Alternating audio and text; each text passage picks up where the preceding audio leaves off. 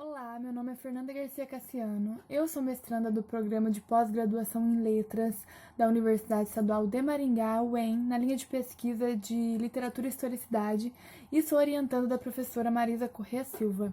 E hoje eu vou apresentar para vocês um trabalho intitulado Choque com o Real, Análise da Constituição do Sujeito no Espaço do Conto Clariciano Perdoando Deus. Certo? O conto Perdoando Deus, da Clarice, ele é todo discorrido em um único espaço físico, né? A personagem ela tá caminhando pela Avenida Copacabana e durante essa caminhada ela passa por alguns processos de simbolização e de pensamento, ela passa por algumas mudanças, né? Ela inicia a narrativa com uma sensação de ócio e de tranquilidade, e a partir de algum momento ela sente uma conexão muito forte com o divino, né, com Deus. E ela coloca também que em algum momento ela sente até mesmo mãe de Deus, de tão próxima que ela se sente com essa questão do divino. E aí, durante essa caminhada, ela se depara com a figura de um rato morto, um rato vermelho morto. No meio do caminho, ela tropeça no rato e aí ela fica muito apavorada, ela leva um susto, ela fica com medo. E depois, conforme ela vai continuando essa caminhada, ela fica tentando entender e compreender, já num sentimento assim de muita raiva, o porquê naquele momento onde ela está com contato direto com o divino envia a ela um sinal tão grotesco como um rato morto no meio do caminho, né? O que havia de errado nessa conexão entre ela e o divino. E essa análise, na verdade, ela parte de uma possível compreensão da constituição da realidade por meio desses espaços simbólicos que foram instituídos no texto, né, com base na teoria do materialismo lacaniano.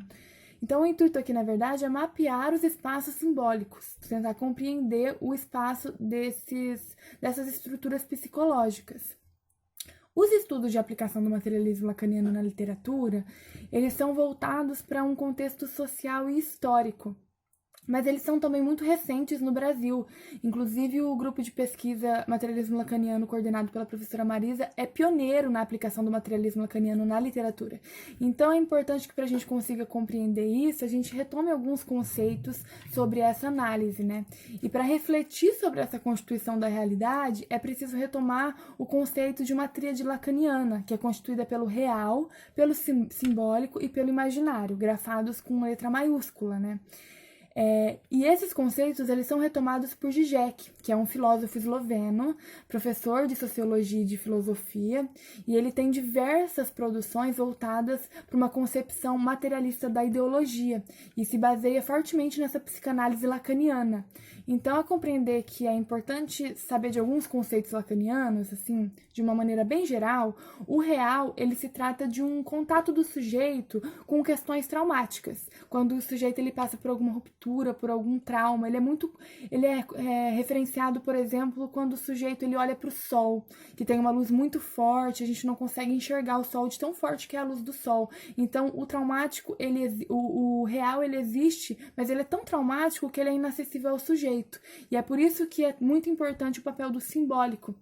Porque a partir do momento em que essas questões traumáticas elas são externalizadas, o real ele se torna simbólico. E esse simbólico ele se trata de uma teia de regras já estruturadas para todos os sujeitos, inerentemente, ou seja, nós somos regidos por essas regras inconscientemente, enquanto o imaginário ele se situa proximamente ao simbólico, só que ele se diferencia por algumas questões sensoriais, como a visão, o tato, o paladar. Então, a premissa principal é que essas instâncias do real, do simbólico e do imaginário, elas atuam de maneira basilar na constituição da realidade, elas são interligadas, né? E elas não se rompem, porque se elas se rompessem, a realidade se romperia também. Então, essas três instâncias, elas são fundamentais nessa formação da realidade. E aí se parte para o entendimento que a análise da linguagem do conto ela é possível porque, apesar de existirem realidades diferentes entre o texto literário e a realidade externa, né, a linguagem ela é fundamental na constituição de ambas as coisas, tanto do texto quanto da percepção da realidade. E é por isso que, apesar dos espaços eles serem lineares, a linguagem ela se altera e ela pode dar sentidos distintos, né? A gente consegue perceber sentidos diferentes somente por meio da linguagem, mesmo estando no mesmo espaço, considerando a questão do conto, por exemplo, que é num único espaço físico. Então, como eu já assinalei, é o único espaço físico que o conto apresenta e é demarcado logo no início do texto, quando a narradora relata que ela estava andando pela Avenida Copacabana. Mas a partir da apresentação desse único espaço físico, a narradora ela dispõe no decorrer do conto, com base nessa análise que a gente fez, de possíveis 5 espaços psicológicos. E esses espaços psicológicos, eles se subdividem em ócio, amor, pavor, raiva, aceitação. E todos esses espaços, eles se juntam para a formação do eu da personagem, certo? Então, ao iniciar o texto, a personagem ela segue um fluxo contínuo e existencial. O texto ele se inicia exatamente assim. Eu ia andando pela Avenida Copacabana e olhava distraída edifícios, nesga de mar, pessoas, sem pensar em nada. Ainda não percebera que, na verdade, não estava distraída. Era de uma atenção sem esforço. Então, após essa sensação de ócio, de atenção sem esforço, ela percebe que ela se sente extremamente bem, né? E observando o mundo, ela percebe que faz parte da sua natureza perceber e criar um sentimento puro e genuíno de amor verdadeiro. Então, a transição acontece também nessa parte. Por puro carinho, eu me senti a mãe de Deus, que era a terra, o mundo. Por puro carinho mesmo, sem nenhuma prepotência ou glória, sem o menor senso de superioridade ou igualdade. Eu era, por carinho, a mãe do que existe. No entanto, ao se deparar com a imagem do rato, ela se assusta com tamanha violência descarada e é colocado. Em menos de um segundo, estilhaçava-me toda em pânico e controlava como podia o meu mais profundo grito. Então, após ela perceber o que realmente aconteceu, ela começou a sentir muita raiva do mundo e de si mesma também, por acreditar que ela manteria a si mesma em um estado de plenitude eterno, né? E aí ela coloca, e a revolta de súbito me tomou. Então não podia eu me entregar desprevenida ao amor? De que estava Deus querendo me lembrar? Não sou pessoa que precise ser lembrada de que dentro de tudo há o sangue. Então ela passa por esses processos até conseguir compreender que todos esses sentimentos, eles atuam em concordância para que ela possa existir enquanto sujeito, né? E aí mais um excerto, ela coloca, porque eu, de mim, só consegui foi me submeter a mim mesma, pois sou tão mais inexorável do que eu estava querendo me compensar de mim mesma com uma terra menos violenta do que eu, porque enquanto eu amar a um Deus só porque não me quero, serei um dado marcado, e o jogo de minha vida maior não se fará. Enquanto eu inventar Deus, ele não existe. Então, no conto, o momento de epifania ele se dá justamente quando a personagem ela toma consciência de si. E isso só acontece por meio de várias simbologias que são inseridas nesse contexto, como, por exemplo, do rato, que é ligado à morte, um rato vermelho, né, que simboliza esse estado mais visceral. A própria simbologia de Deus, que representa o amor, a unificação, né, uma coisa mais uniforme, um amor pleno. A simbologia da rua, que ganha um valor mítico e simbólico também, porque ela se transforma em um lugar de passagem, né, para outra condição. E como já foi dito, o real, ele se trata do contato do sujeito com essas questões traumáticas. E quando o sujeito, ele passa por alguma ruptura, como essa, ela estava num estado, e a partir daquele momento, o estado dela foi modificado, essas questões traumáticas, elas precisam ser externalizadas de alguma forma, né? Então, esse movimento de pensar e refletir sobre o porquê é um ato de simbolização do traumático, né? Então, esse encontro com o real, ele vem descrito com uma acentuada desarticulação da linguagem. É no momento em que ela desarticula a linguagem e passa por um processo de ressimbolização e volta a articular a sua linguagem, né? Então, de acordo com Zizek e a psicanálise lacaniana também, o sujeito ele é inserido no mundo dos traumas fantasmagóricos desde o seu nascimento. No entanto, é somente depois de vivenciar as angústias necessárias nesse processo de desenvolvimento que é possível manifestar-se como sujeito. Então, nesse caso, o real ele é infiltrado no próprio inconsciente. Mesmo que livre de significação, ele atinge o sujeito de alguma forma. E é por isso que todas as vivências que tangenciam os limites, que abarcam a sua totalidade, também influenciam, né? E desse modo, então, é possível afirmar a hipótese de que o espaço físico e o espaço psicológico, eles atuam em concomitância na formação do sujeito. No entanto, o real ele vai ser sempre uma instância psicológica traumática e inacessível, mesmo que travestida como um símbolo, né, que é o caso do conto. E por isso a teia do simbólico ela é essencial para o sujeito, para que ele possa ressimbolizar o espaço por meio da linguagem e assumir sua postura de comunhão com o mundo, reafirmando a atuação dos espaços simbólico, imaginário e real. Então é isso, as referências estarão, né, no trabalho completo. Muito obrigada pela atenção.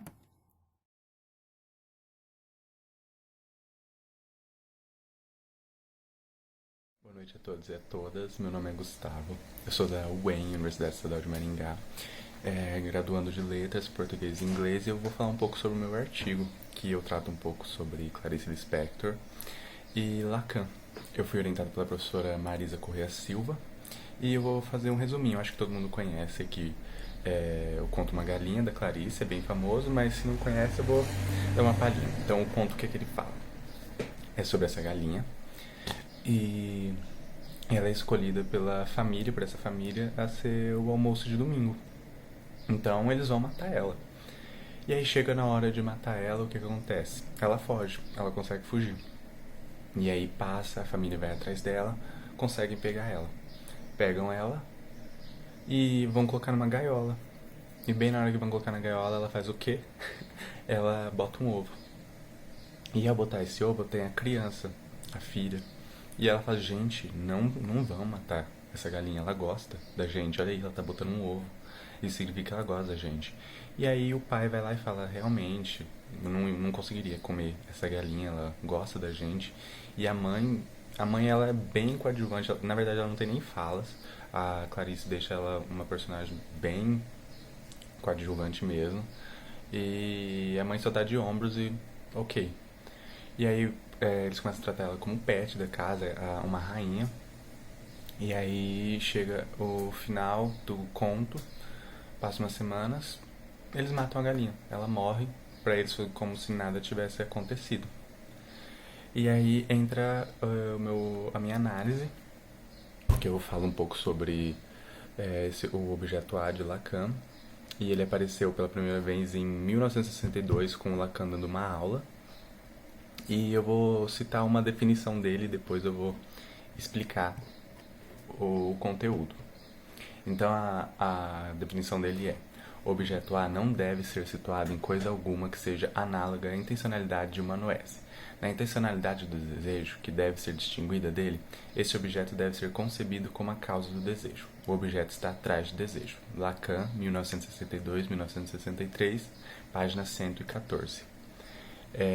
Então, o que é o objeto A? O objeto A, ele é aquilo que nós queremos, ele é como se fosse nossa vontade. A gente tem nosso objeto de desejo, por exemplo, aqui. Esse aqui é meu objeto de desejo. O objeto A, ele tá aqui, em cima. Então, quando a gente consegue nosso objeto A, nosso objeto de desejo, o objeto A e o objeto de desejo, eles mudam. Aí, por exemplo, aqui passa agora a ser o meu objeto de desejo, o objeto A tá aqui. Consegui, muda também, passa para outra coisa. Objeto de desejo, objeto A, minha vontade, eu consigo, como se fosse a minha vontade. Consegui pegar aqui, passa para outra coisa, ele muda.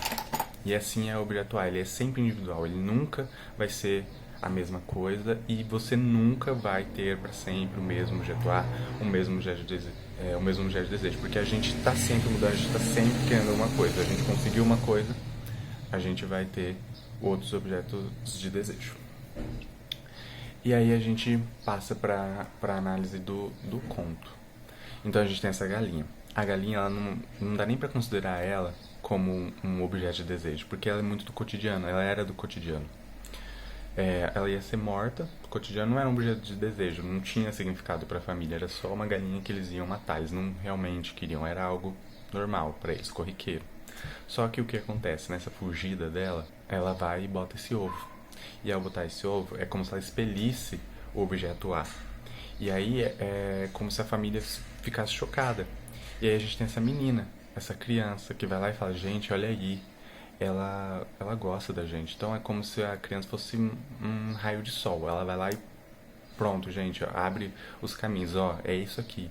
ela gosta da gente, a gente não pode matar ela. Ela tem um significado pra gente. Só que, para deixar um pouco mais claro, a Clarice, ela, em várias partes do conto, ela deixa muito bem explícito que a galinha não gosta deles, que a galinha é uma galinha, ela é apática, ela não tem sentimentos, ela é um animal. Tudo que ela faz é questão de instinto. Então, deixando isso bem claro, e voltando, eles passam a ver ela então como a rainha da casa, né? A dona, o pet.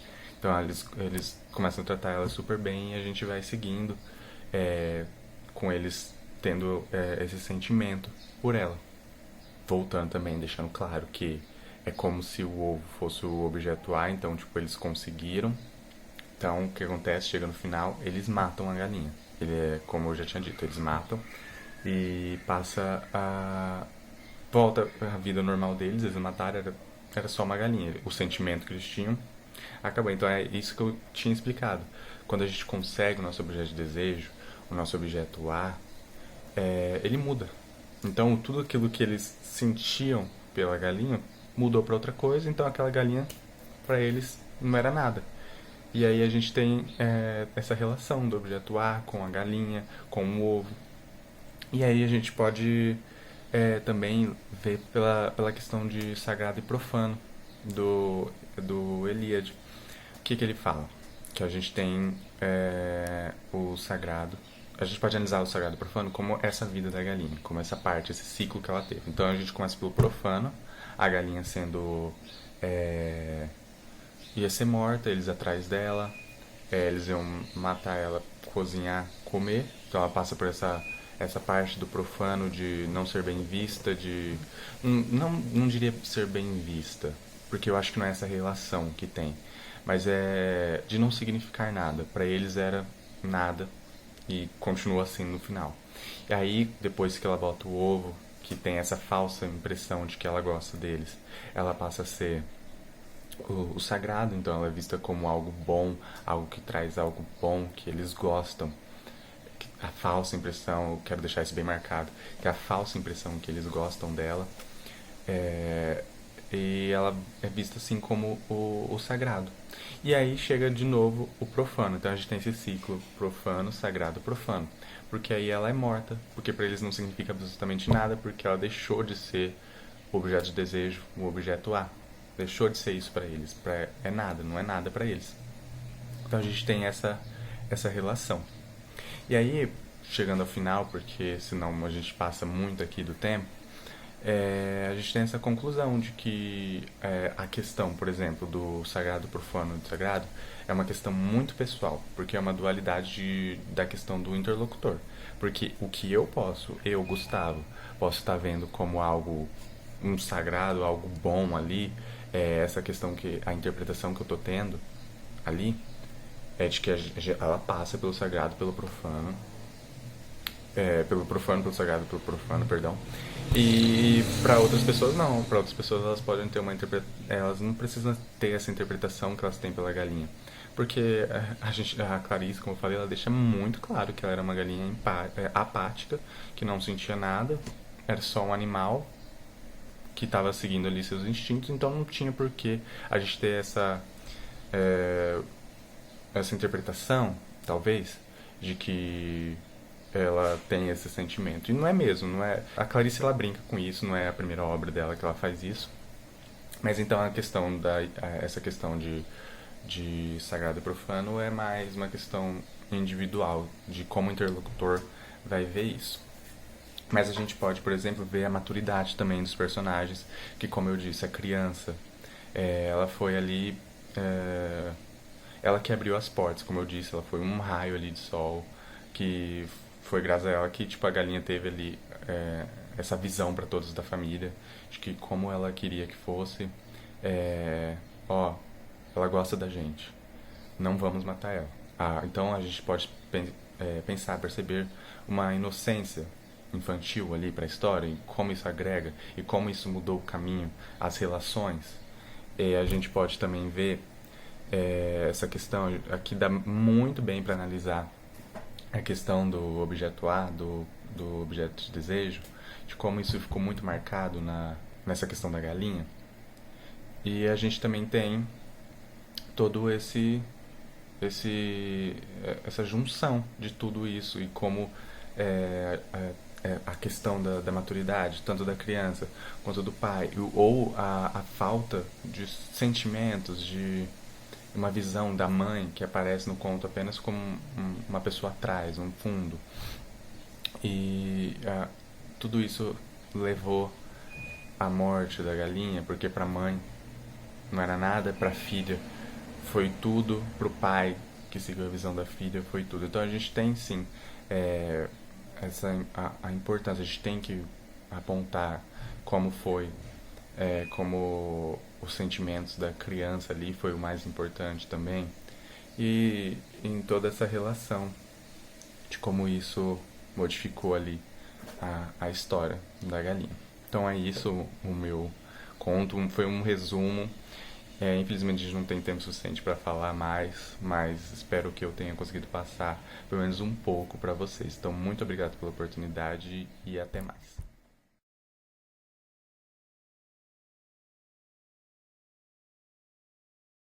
Oi, meu nome é Fernanda Garcia Cassiano e esse trabalho vai ser apresentado em coautoria com a Isabela Padilha Papke. Nós duas somos alunas do programa de pós-graduação em Letras da Universidade Estadual de Maringá, UEM, a nível de mestrado, e nossa linha de pesquisa é Literatura e Historicidade. O trabalho que a gente vai apresentar hoje é intitulado O Desejo como Alegoria da Liberdade, em Hilda Hilst. Bom, para a gente contextualizar um pouco essas produções da Hilda, ela nasceu em 1930 no interior de São Paulo e faleceu em 2004.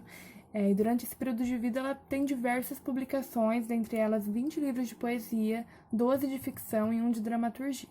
O primeiro livro dela foi publicado em 1950, que foi o Presságio, que foi seu primeiro livro de poesia também.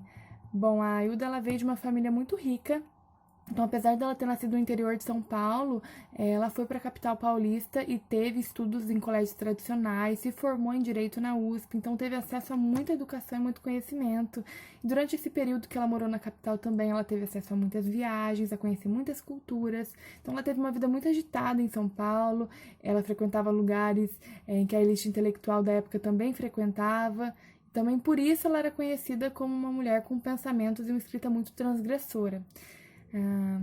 Em relação aos temas que ela abordava, ela escrevia sobre a existência humana, ela escrevia sobre a morte, sobre a religiosidade e também sobre a sexualidade. Só que a Hilda ela encontrou muitas barreiras para conseguir contratos com as grandes editoras, para conseguir disseminar os livros dela, para conseguir fazer com que essas obras tivessem maior alcance, também pelas temáticas que ela abordava, mas também porque ela era uma escritora mulher, numa época em que o cânone masculino tinha muito mais espaço, né? Continua tendo, mas tinha muito mais espaço. Então, tem muitos estudos que falam que a fase pornográfica da Hilda foi justamente para causar um choque social, para causar um impacto, para que ela conseguisse ter um maior destaque, né? Mas o erotismo na obra dela, ele não está presente num momento específico. Ele é, na verdade, um traço próprio da escrita dela. E uma das nossas reflexões é de que a forma dessa escrita erótica ela poderia contribuir para a constituição e a emancipação do sujeito feminino no âmbito geral. Também o objetivo desse trabalho ele foi compreender esses espaços simbólicos e por muitas vezes alegóricos presentes nessa constituição linguística da Hilda, porque a sexualidade ela se trata muito mais do que um eco de libertação, ela tem um tom de naturalidade.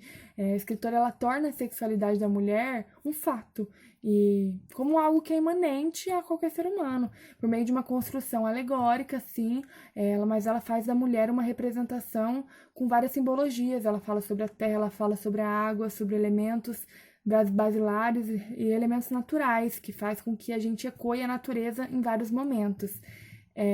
Então, além de transmutar o hostil com uma minuciosidade, ela carrega a escrita em múltiplos vetores. Ela fala sobre ela tem uma narrativa íntima, uma narrativa forte, uma narrativa misteriosa e por muitas vezes erótica também, mas sobretudo realista, né? Então, isso é um ponto simbólico para a fuga do sentido, né? Porque quando a gente fala em literatura de autoria feminina, ainda é algo muito complicado, porque a gente entende a literatura como uma produção completa, né? A literatura é a produção literária, e às vezes falar de literatura de autoria feminina é enquadrar literaturas em caixinhas separadas.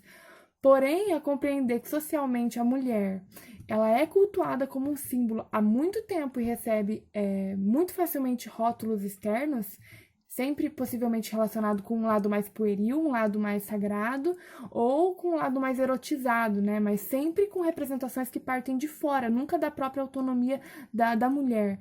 Então, a voz das minorias, elas estão adentrando o espaço do cânone aos poucos, né? E a voz da Hilda, ela foi uma das entradas, foi uma das vozes que abriram portas para as vozes de outras mulheres também. Então, pensar em literatura de autoria feminina, nesse sentido aqui, é pensar também em diferentes feminismos, é pensar que, a partir da conquista dessas mulheres, alguns espaços eles começaram a ser ocupados.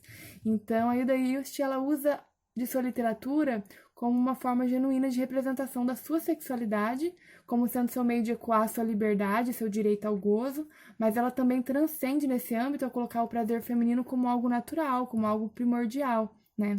Em sua obra A Transformação da Intimidade, Sexualidade, Amor e Erotismo nas Sociedades Modernas, o Giddens pontua que há um estereótipo construído em torno da masculinidade que ratifica que os homens possuem uma necessidade de se afirmarem mais dependentes do sexo do que as mulheres para afirmarem sua sexualidade a partir de preceitos como esse que se constrói em frases como as mulheres querem um amor e os homens querem sexo. Então, nesse ponto, a questão do gozo, quando relacionada à mulher, ela é sempre uma questão de quebra de estereótipos e de liberdade, pois essa questão, ao longo dos anos, ela sempre foi negada às mulheres. Então, é a partir dessas questões e de outras simbologias também, e de representações do natural, que a Isa ela vai abordar a seguir na análise de alguns poemas, como essa emancipação feminina pode ser vista em alguns aspectos linguísticos da construção dos poemas da Hilda Hilst, certo? Então, muito obrigada pela atenção, e agora a Isa vai dar continuidade à apresentação. Oi, eu sou a Isabela Padilha Papo, que vocês acabaram de ouvir a Fer, e eu vou dar continuação à nossa comunicação. Primeiramente, a Fer introduziu os aspectos teóricos e os contextos que vão gerar a nossa análise, e agora eu vou falar da nossa análise efetiva da materialidade desses conceitos dentro da nossa obra da Hilda.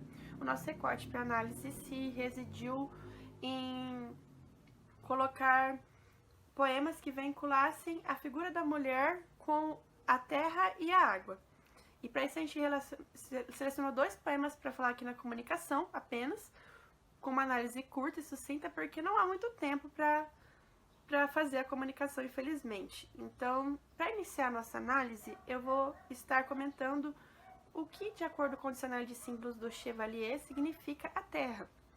Então, a Terra ela possui uma submologia mediante que se opõe ao céu, e é um oposto passivo do céu. Suas virtudes são suavidade, submissão, firmeza, duradoura. Humildade também é vinculada porque tem, inclusive, relação com o humus, que é da onde nasce o ser humano em algumas religiões. Então há, por exemplo, o que a gente pode perceber, muitos aspectos da simbologia da Terra vinculados à figura da mulher, de submissão, de passividade. E vamos ver agora como que a Hilda lida com esses estereótipos dentro da figura da mulher no seu poema, que a gente vai começar com o poema Aflição. O Aflição tem uma epígrafe de Péricles Silva Ramos, na qual diz a aflição de ser terra em meio às águas. Agora eu vou fazer a leitura do poema para depois a gente partir para a análise. Aflição. Aflição de ser eu e não ser outra. Aflição de não ser amor aquela, que muitas filhas te deu, casou donzela, e a noite se prepara e se adivinha, objeto de amor atenta e bela. Aflição de não ser a grande ilha, que retém e não te desespera, a noite como fera se avizinha. Aflição de ser água em meio à terra, e de ter a face conturbada imóvel, e a um só tempo múltipla e imóvel, não saber se te ausenta ou se te espera. Aflição de te amar comove, e sendo água amor, querer ser terra.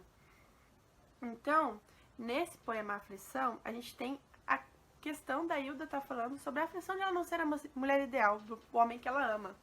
Ela não é uma mulher ideal que casa virgem e tem filhos, que à noite se prepara apenas para ser um objeto sexual do seu homem.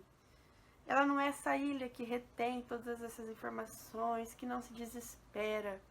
Ela é água, ela é um oposto completamente de tudo isso, porque ela é móvel, ela é conturbada, ela é múltipla, ela tem uma face imóvel, então a face dela ela não vai ser para sempre bonita, ela tem uma face móvel, se modifica com o tempo.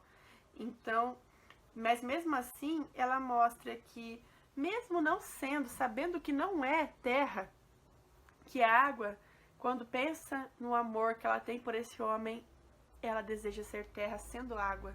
Então há essa aflição que ela coloca de não estar dentro do padrão que contemplaria o homem que ela ama, mas mesmo assim ela ama, e mesmo assim ela se condicionaria a ser terra pelo homem que ela ama. Então a gente pode perceber o como que ela usa para mostrar de que ela é livre, ela não é essa terra, essa coisa estática, essa mulher passiva, imóvel, objeto, ela é água, ela tem liberdade, ela vai e vem, ela não é imóvel, ela não é estática, ela é móvel, ela é conturbada. Então há essa simbologia de liberdade quando ela diz ser água, mas há também uma aflição, porque ela se sente aflita, porque na sociedade não se espera isso dela. E ela sabe que o homem que a ama não espera que ela seja assim, espera que ela seja terra pela sociedade em que o condicionou. Contrapondo-se nesse poema, a gente vai ter 10 chamamentos ao amigo, onde ela vai abordar essa temática de uma forma nova. Eu vou declamar o poema aqui, para depois a gente partir para análise novamente. 10 chamamentos ao amigo. Se te pareço noturna e imperfeita, olha-me de novo, porque esta noite olhei a mim como se tu me olhastes, e era como se a água desejasse escapar da sua casa que era o rio, e deslizando apenas, sem nem tocar na margem, te olhei, e há tanto tempo entendo que sou terra, e há tanto tempo espero que o seu corpo de água mais fraterno se estenda sobre o meu. Pastor Inalta, olha-me de novo com menos altivez e mais atento. Então, não há assim uma comprovação de que esses poemas são continuações, mas a gente tem toda essa ideia retomada. Por exemplo, no primeiro ela vai falar que ela não é terra, que ela é água, e agora ela vai falar diferente, que ela entende que ela é terra, e que ela está esperando que o amigo também compreenda que ela mudou. Então, ela vai falar assim, que ela pensou novamente nesse amigo como se ela visse uma água querendo escapar do rio que é a sua casa. Então, e sem tocar nessas margens que são a terra. Então, ela vislumbrou ela mesma como sendo uma água querendo escapar. Então, ela não quer mais ser assim. E depois de muito tempo, ela entendeu que ela é terra. E aí, ela vai falar assim que Pastor Inalta, como se o amigo fosse um condutor de um navio, por entre essas águas que ela já foi, procurando um porto para desembarcar. E ela menciona que deseja que dessa vez ele a olhe não com uma altivez, ou seja, com ar de superioridade, mas com um olhar atento que perceba que ela o deseja mais do que o amigo e que ela possui desejos também. Então, primeiramente, ela não se via como terra, como uma mulher ideal para o homem que ama, porque na ideia possui que ser terra era estática, ser apenas objeto, então a viver a mercê do outro, se considerava água por ser fluida, livre, e enfim.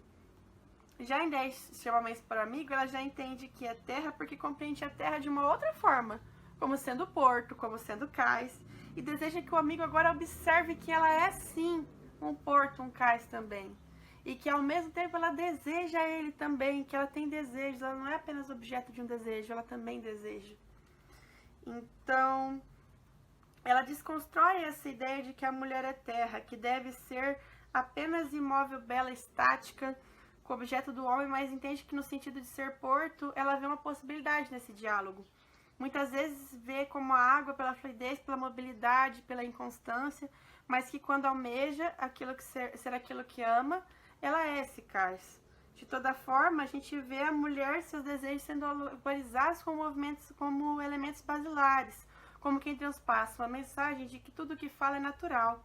Vemos a liberdade da mulher, de uma mulher que não deseja ser submissa, mas que deseja ser desejada. Vemos uma naturalidade nesses aspectos construídos. Suavemente, ela comunica em sua poesia que tudo que lhe é tão natural quanto a terra e quanto a água, seu amor, seus desejos, a sua sexualidade, numa desconstrução absoluta das barreiras transpostas a essa ideia. Afinal, em Hilda, a mulher não é frágil, submissa e nem sem desejos. A mulher é dona de si e de tudo que a contempla. E como ao homem, sua sexualidade e seus desejos lhe são naturais e imanentes. Hilda naturaliza o natural desnaturalizado. Com suavidade, constrói a cartografia de uma mulher moderna que pulsa desejo e liberdade. É isso, gente. Muito obrigada por nos ouvirem. E nos nossos anais terá tudo muito mais detalhado, então fica aí a oportunidade de ler. E deixamos os nossos e-mails, caso vocês queiram ter contato com a gente, obviamente. E é isso, obrigada.